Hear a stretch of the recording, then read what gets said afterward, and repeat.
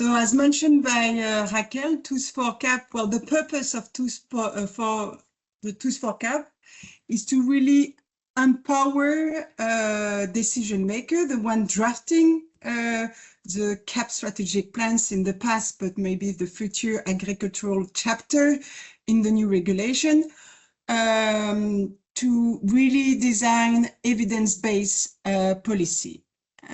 This project is a support action. What it means is that we are not creating new methodology. We really harvest what is existing out there, whether in the research community or within practitioner. And we try to have a full overview of what has been used in the EU and adapt those existing methods to the different needs in the design of the CAP.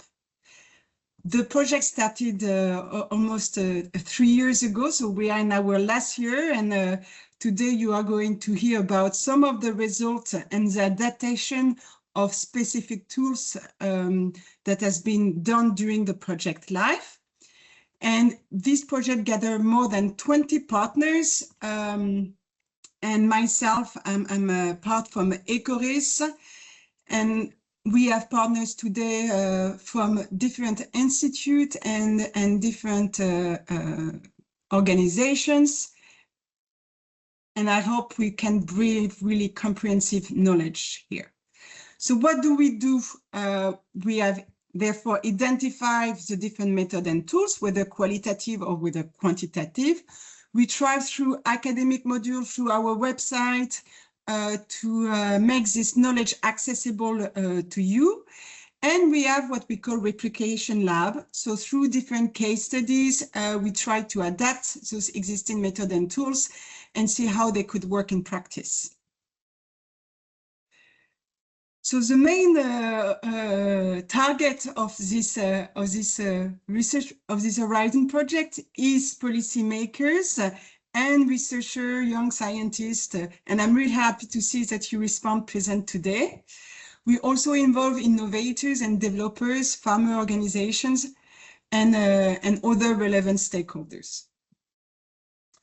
So where are we? We first conceptualized the new delivery model. So it was the first time that a national competent authority had to draft the CAP strategic plan. So we try in the first phase of the project to understand what it involved. We then build up a first version of an inventory looking at what has been used by national competent authority. This inventory has been further, let's say, enriched with existing methods and tools that are in the research community, but not yet taken up by national or regional policymakers, but ready to be used. And then we develop methodological guidelines for 3 broad categories of tools, and I will go further next slide on those categories of tools. And by the end of this year, we will have normally a handbook for you to support you in the applications of those methodological tools and provide a bit good practices. And today we will focus more on what happened during the 10 case studies, some of them, not all of them, in what we call the replication lab. And today you are part of this capacity building hub where we conduct academic modules. So I really encourage you to look at the inventory. As mentioned before, this inventory was based on experience, but also what is out there and ready to be used by competent authority. And this inventory will be further updated at the end of this year with lesson learned from the case study, but also maybe revamp according to what will be the new requirement for national competent authority in the next programming period. Just a quick snapshot. As mentioned before, we have conducted 10 case studies in different countries, and we have categorized the different methodological tools that we have been providing support on. So we have quantitative models with 3 case studies. We have data and monitoring systems, also again with 3 case study. And we have more qualitative participatory methods. We had 2 case studies there.